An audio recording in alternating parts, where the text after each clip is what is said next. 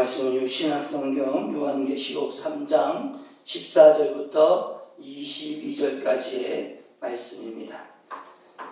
제가 봉독해 올리겠습니다. 라오디게아 교회 사자에게 편지하라. 아멘이시오 충성되고 참된 증인이시오 하나님의 창조의 근본이시니가 이르시되 내가 내 행위를 아노니 내가 차지도 아니하고 뜨겁지도 아니하노라. 내가 차든지 뜨겁든지 하기를 원하노라. 내가 이같이 미지근하여 뜨겁지도 아니하고 차지도 아니하니 내 입에서 너를 토하여 버리리라. 내가 말하기를 나는 부자라 부유하여 부족한 것이 없다 하나 내 곤고한 것과 가난한 것과 눈먼 것과 벌거벗은 것을 알지 못하는도다. 내가 너를 권하노니 내게서 불로 연단한 금을 사서 부유하게 하고 흰옷을 사서 입어 벌거벗은 수치를 보이지 않게 하고 안약을 사서 눈에 발라 보게 하라.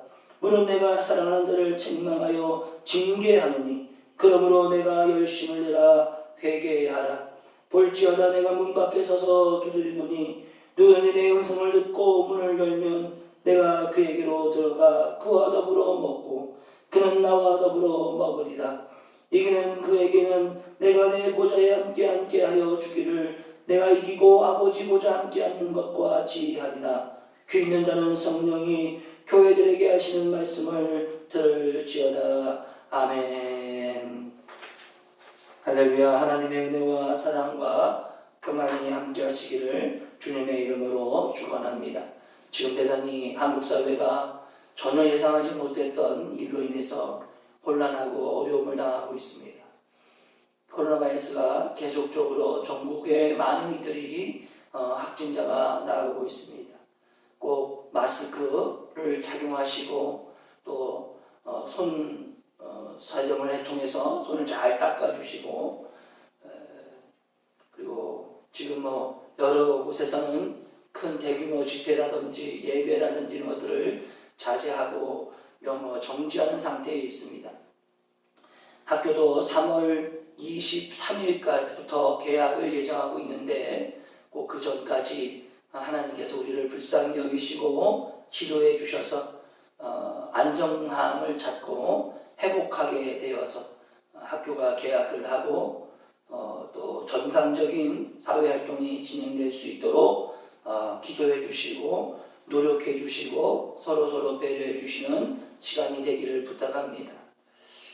마스크가 사실 다이소에서도 1,000원씩 하는 거였는데 지금은 너무너무 비싸고 구할 수 없는데 내일부터는 자기 생일의 자기 출생연도의 끝자락에 따라서 월, 화, 수, 목, 금, 토요일날은 전체를 포함해서 살 수가 있다 합니다. 1인당 2개씩 구입할 수 있다고 하니까 꼭 날짜에 맞춰서 확인하시고 저희 주보 뒤에도 달려있고 저희 교회 입구에도 제가 코팅을 해서 손바닥으로 모양을 해서 이렇게 그려놨습니다. 자기 날짜 출생연도 끝자락. 제 같은 경우는 69년생이니까 9자입니다. 그래서 목요일날 약국에 가셔서 신분증을 꼭 갖고 가셔야 합니다.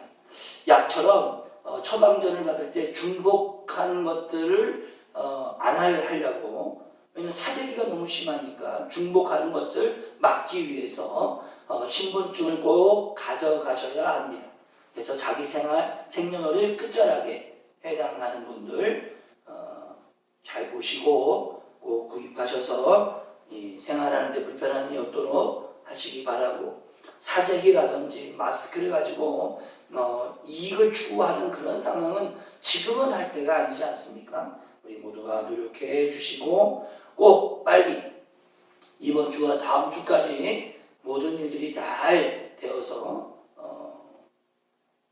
되기 바랍니다. 다행인 것은 이 도마동 쪽에는 확진자가 나오지 않아서 그런지 의외로 식당에도 손님들이 그렇게 전보다는 많지 않지만 있는 것 같고, 요 밑에 어떤 식당에도 보면 고깃집 같은 데 보면 사람이 있는 걸 보고 여기는 그래도 좀 나은가 보다 하면서도 걱정이 되고 조심스럽습니다. 왜냐하면 근처에 배제대학이 있는데 아직 개강을 하지 않고 있고 중국인들이 활동하지 않고 있고 또 그런 어떤 접촉들이 없다 보니까 다행이라고 생각을 하는데 각별히 더 주의하셔서 이 고비를 잘 넘기고 지금 전국적으로 소상공인들이 제가 오랫동안 계속 기도하고 있는 집사님도 피아노 학원을 하고 있는데 거기도 지금 계속 휴원하고 있습니다. 그러다 보니까 직원들 월급 주는 것도 어려움이 있고 두렵고 불안하고 하는 것이 있습니다. 이런 어려움들이 다 해결되고 하시고 기도해 주시길 바랍니다. 지금 교회를 살펴볼 때라고 해서 지난주에는 장로 요한계시록에 있는 에베소 교회의 이야기를 했습니다. 오늘은 라오디게아 교회를 가지고 우리가 함께 지금 교회를 살펴볼 때라는 제목으로 두 번째 시간을 갖고자 합니다. 요한계시록은 참 이렇게 쉽게 설명하기 어려운 성경의 본문입니다. 지금 30일 확진자가 나왔던 시작했던 신천지는 이 요한계시록을 들고 특히 이단과 사이비 종파들이 가장 많이 갖고 이용하는 것이 요한계시록입니다. 사실은 위대한 칼빈, 종교개혁을 일으켰던 존 칼빈도 다양한 성경의 주석을 썼지만 유독 요한계시록은 해석하지 않았습니다. 그만큼 요한계시록은 대단히 조심스러운 거예요. 앞으로 되어질 일이기 때문에 추측과 상상과 또 잘못된 해석이 사람들과 우리의 영적인 것들을 미혹시킬 수 있는 것입니다. 그런데 이단과 사이비 종파, 특히 이번에 이 문제를 발생시켰던 일을 했던 특히 대구 경북 지역의 많은 이들에게 고통을 주고 있는 이 신천지 사람들의 특징은 뭐냐면 특히 이만희, 90 먹은 이만희. 참 저는 그게 지금도 늘 얘기하지만 90이에요. 90살. 저희 어머니가 지금 82세인데 또 병이 있어서 그런지 걷는 것도 불편해 하십니다. 그냥 90세예요. 아무리 100세 시대다 건강의 시대다 하지만 사실은 이거 우리가 잘 이해할 것은 마음은 20대 청춘일지 모르지만 안 그래요. 몸이 뼈의 상태도 안 그렇고 이 근력의 상태도 안 그렇습니다. 처지게 되어 있고 뼈에 힘이 없어지게 되어 있고 또 간략근이 약해지게 되어 있고 오래 뛸 수 없게 되어 있고 왜 그래서 간간히 그런 나이를 뛰어넘는 건강한 분들이 뉴스에 나올 수 있는 이유인 것이 사실 대부분은 사실은 나이가 아무리 100세 시대라도 건강한 것은 쉬운 게 아니에요. 근데 어쨌든 90세에 먹은 그 사람도 뭐냐면 하나님과 종말의 때에 하나님 예수님과 자기가 접붙임이 되는 거예요. 쉽게 얘기하면 이해하기 쉽게 하면 이게 영생하는 거죠. 영생한다고 얘기합니다. 그리고 자기들만이 선택받은 백성들이 그래서 10만 명, 14만 4천 명 그게 하나님의 교회니 신천지니 여러 부분에 있어요. 여러 이단 사이비 종파가 가장 쉽지 않고 아주 깊이 고민해야 할 계시록을 가지고 요한계시록을 가지고 이렇다 저렇다 말하는 사람들이 많아요. 대부분 다 이단과 사이비 종파로 갑니다. 정상적인 교회는 요한계시록에서 말씀할 수 있는 부분은요. 요한계시록 1장에서부터 3장까지 나와 있는 7교회에 대한 이야기를 가지고 오늘날의 성도들에 대해서 얘기할 수 있지 나머지는요 대단히 조심스러워요. 여러분 제가 신학을 할 때는 20대 30대 때는 이 요한계시록에서 가장 인기가 많았던 내용이 뭐냐면 그러니까 오늘날로 얘기하면 이 유럽 연합이 이단이다 적그리스도다라고 했어요. 그때 해석이 앞으로 유럽이 통합이 될 것이다. 그래서 적그리스도가 될 거예요. 그래서 전 세계를 위협할 것이다. 돈도 통일되고 전 세계에 그 돈을 쓰지 않으면 안 되게 될 것이다. 그랬어요. 근데 여러분 지금 유럽이 통합이 됐지만 전 세계를 위협하지 않습니다. 영국도 이미 유럽을 탈퇴합니다. 그러다 물론 유럽이 달러보다 비싸긴 합니다. 그렇다고 해서 대세계 경제를 뒤흔드느냐? 그렇지 않습니다. 그럴 만한 힘이 지금 없습니다. 그때 대단했어요. 대단했어요. 저희가 공부할 때 그때 이 앞으로 유럽이 통합이 되고 그래서 그 나라가 전 세계를 좌지우지할 거다. 좌지우지 못하죠. 여러분 이탈리아가 지금 코로나 바이러스로 인해서 지금 되게 고통당하고 있습니다. 전 유럽이라는 나라가 뭘 어떤 대단하지는 않습니다. 여전히 중국, 미국, 러시아 강대국이 좌지우지하고 있습니다. 적그리스도가 대단해서 옛날에 가톨릭이 적그리스도다, 교황이 적그리스도의 주범이다, 별 얘기 다 했습니다. 그래서 자기들만 와야 된다, 자기 세계만 와야 된다 해서 통일교도 그랬고요, 여러 이단 종파들이 그런 얘기를 했지만 무엇 하나 이루어진 것은 없습니다. 영생교라고 하는 조성인가 조이성인가는 그 사람은 깜빡해서 죽었습니다. 그가 영생 불생한다고 했어요. 영원히 죽지 않는다고 했어요. 박태선이라고 옛날 한국 교회를 뒤로 떴던 박태선이도 어떻게 했는지 아십니까? 영생수도 팔았습니다. 예, 물 팔았어요. 물을 팔았다고. 지금 올라가면 생수예요. 어디 산에서 나오는 생수를 팔아서 먹으면 죽지 않는다고 했습니다. 그분도 죽었습니다. 그러니까 이단과 사이종파가 이야기하는 요한계시록에 대해서 특별히 교회가 어느 교회마다 어떤 종파가 요한계시록 가지고 꼭 진짜인 양 자기들만 해석할 수 있는 양 하는 것은 위험한 거예요.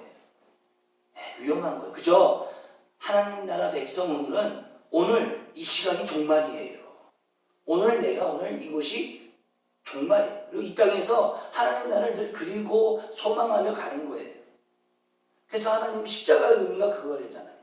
늘 날마다 하나님 나라를 가는 거예요. 하나님 나라를 향해 가는 거예요. 그 이 땅에서 하나님 나라를 맛보며 가는 거예요. 그렇게 가족들을 등지고, 직장을 때려치고, 부모들에게 저주를 퍼붓고 이런 것이 아니라고요. 그 영혼들도 불쌍한 영혼이죠. 냉정히 얘기하면. 그런데 이단과 사이종파는 그런 부분들, 여전히 지금도 신천지에 내놓은 그런 모임 장소들이 등록되지 않은, 말하지 않은, 공개하지 않은 것들이 얼마나 많은지 아십니까? 이런 것들을 보면서 특히 이런 종말론에 대해서, 특히 이렇게 지금 사회가 올라가면 이런 종말론주의자들은요, 극단적인 종말론주의자들은 봐라, 하나님의 심판의 때가 다가왔다, 막 이럽니다. 절대 그렇지 않습니다. 하나님은 이렇게 해가지고 코로나 바이러스 하나 때문에 세상을 종말을 심판하시는 것은 라고 얘기할 수 없는 겁니다. 그 안에 인간의 실수가 있었고 인간의 오류가 있었으며 인간의 죄가 있는 것이죠. 그래서 우리가 할 수 있는 이야기가 요한계시록 1장부터 3장까지예요. 사실 그거밖에 없어요. 그 내용은 많은 책들이 있어요. 그러나 그 이유는 함부로 하지 않습니다. 함부로. 조심해야 합니다. 특별히 오늘 우리가 이런 때 교회를 좀 살펴보면서 라오디게아 교회가 어땠는가, 이 교회들의 특징은, 7교회의 특징은 다 칭찬할 거리 있었습니다. 그러나 칭찬할 거리는 있지만 그 안에 분명히 하나님이 지적하는 부분이 있어요. 오늘 이런 사태를 통해 교회가 라오디게아 교회를 보면서 우리가 혹시 이런 부분에 있어서 우리가 문제가 있지 않았는가, 하나님의 뜻을 거스리고 있지 않았는가를 점검하는 시기를 가져보고자 합니다. 첫 번째 뭐냐면, 라오디게아 교회는 어떠냐면 충성되고 하나님의 증인으로서 있는 교회였어요. 네? 저는 교회지만, 그런 교회이고 열심히 하는 교회였지만 그 문제 안에서 어떤 문제가 발생하냐면, 이게 어떻게 되냐, 나중에 시간이 가니까 15절의 말씀에 보니까 15절의 말씀을 읽습니다. 내가 내 행위를 하노니 내가 차지도 아니하고 뜨겁지도 아니하도다. 내가 차든지 뜨겁든지 하기를 원한다. 첫 번째, 라오디게아 교회를 통해서 우리가 좀 살펴볼 것은 뭐냐면, 줏대 없는 모습이 어느 순간부터 이러지도 않고 저러지도 않은 불분명한 그런 신앙의 태도를 갖고 교회의 목표를 갖고 살았다는 것입니다. 교회가 무엇이냐? 예수 그리스도를 구주로 고백한 자들이 모여서 하나님의 뜻을 이루어나가는 것이 교회입니다. 교회 공동체예요. 초대교회는 뭐였습니까? 함께 모여서 날마다 예배하고 하나님을 찬양하고 배우고 또 그리스도의 사랑을 증거하고 나누고 베푸는 일을 아낌없이 하는 것이 교회 공동체입니다. 교회 공동체는 우리끼리만이 아닙니다. 여러분, 이단과 사이비종파의 특징 또한 무엇입니까? 우리끼리입니다. 가족들도 몰랐지 않습니까? 지금 대구의 어느 아파트가 집단 감염이 일어났는데 거기 거주자 중에 그 60명 이상이 신천지 소속의 사람들입니다. 그러니까 자기들끼리만. 여러분 특히 이게 초기 확진자들에게 이게 보호시설에 갔더니만 혼자 독방이 아니면 들어갈 수 없다. 그럼 왜냐면 어울리지 못합니다. 예, 요새는 개인주의가 만연해서 일반인들도 어울리기가 쉽지 않지만 그렇다고 해서 그렇게 차단하며 살지는 않습니다. 그럼 다 남남이 모여 사는 거 아닙니까? 부부는 뭐 원래부터 태어날 때부터 알고 태어나서 결혼한 거 아니잖아요. 다 남남입니다. 다 남남입니다. 어느 누구도 남남이 아닌 상태로 만난 사람은 없습니다.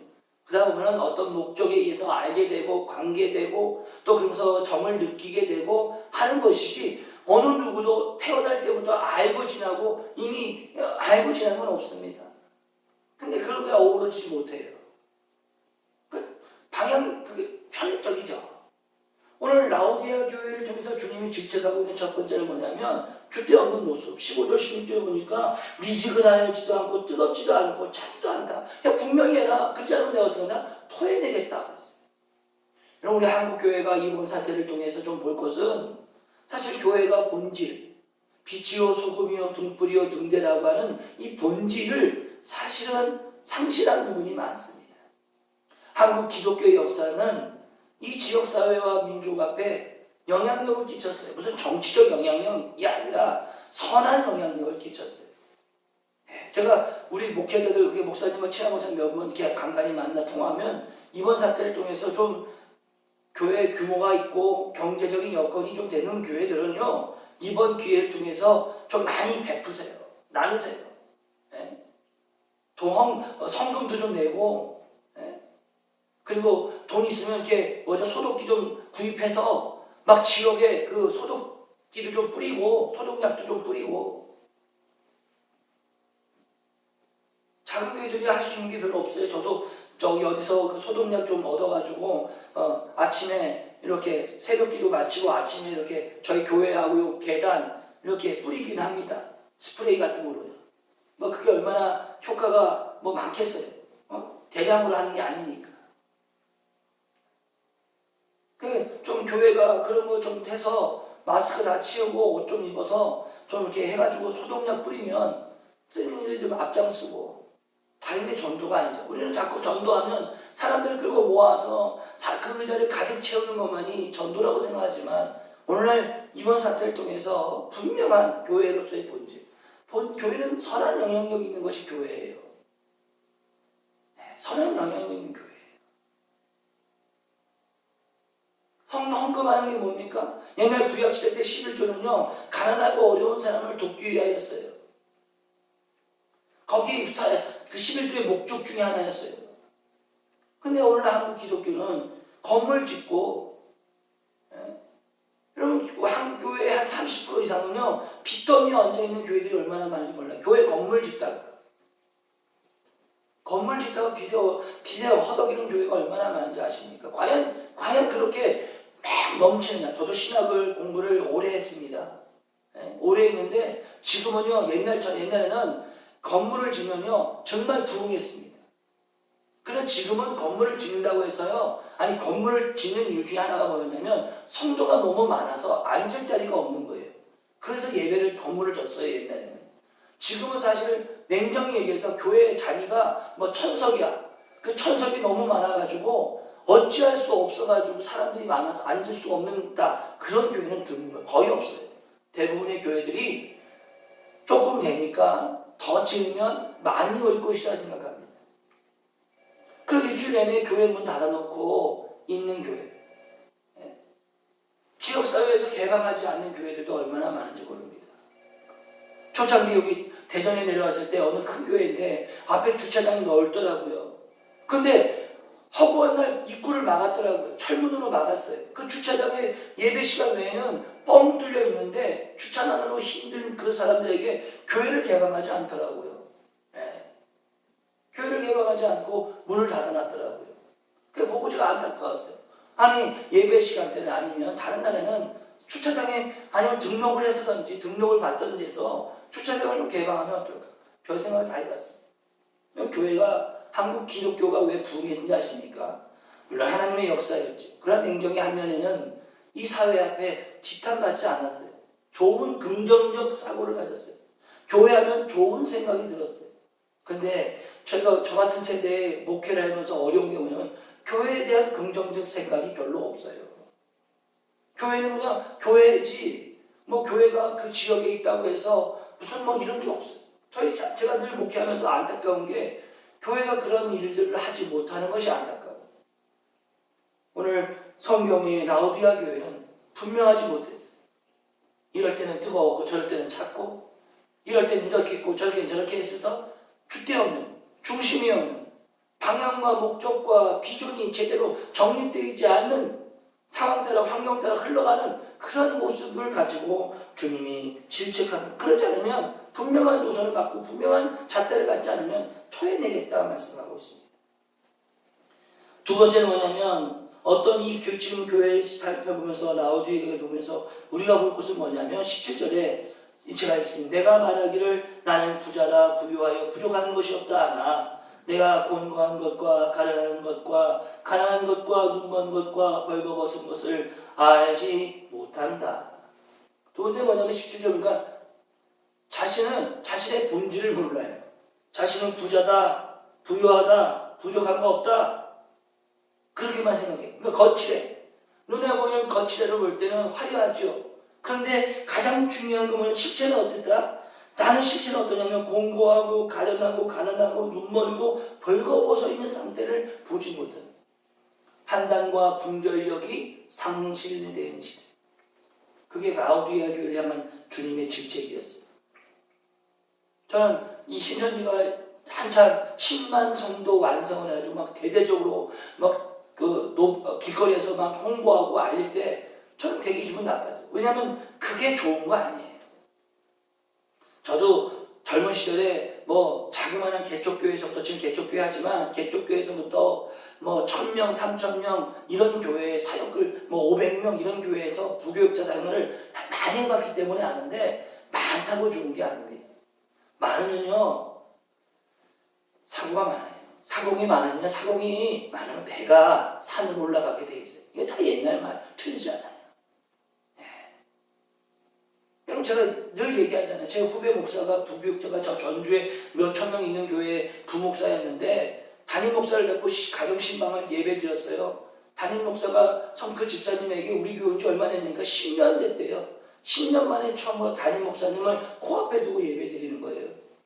그게 뭐 과연 그럼 그 사람하고 10년 동안 얼마나 많이 스쳐 지나갔겠냔 말이에요.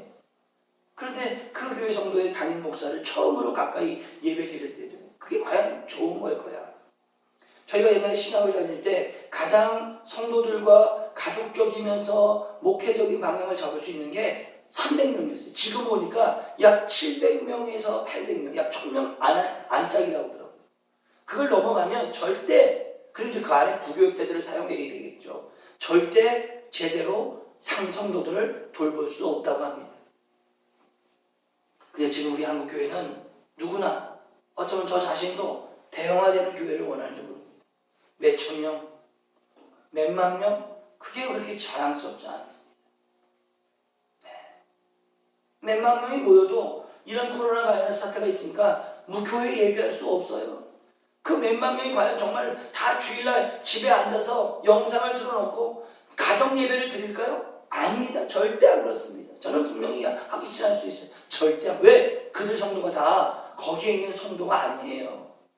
저도 신학 다닐 때 교회 탐방을 해봤어요. 한 석 달 정도 사역을 쉬고 교회 탐방했어요. 대한민국의 큰 교회는 웬만한 명 다 다녀봤어요. 그러면 제가 그게 성도는 아니지 않습니까? 성도라는 것은 목사의 그 성도의 울타리 안에서 양무리를 돌보는 그 과정이 돼 있어야 되죠. 직분 맡았다고 성도가 아니죠. 제가 3개월 동안 대한민국 좋은 교회 다 다녀봤어요. 그래도 제가 그 교회 성도는 아니지 않습니까? 그런 일들이 얼마나 많은지 모릅니다. 교회에 등록되어 있지 않지만 주일날 사람 많은 교회 가서 예배드리고 오는 사람들. 과연 그 사람이 자기 교회 성도입니까? 아닙니다. 이번 코로나 바이러스를 통해서 대형 교회들이 과연 정말 얼마나 알차게 성도들을 집에서 예배하고 신앙을 양육할 수 있는가? 그거 사실 되게 어려운 겁니다. 정말 어려운 겁니다.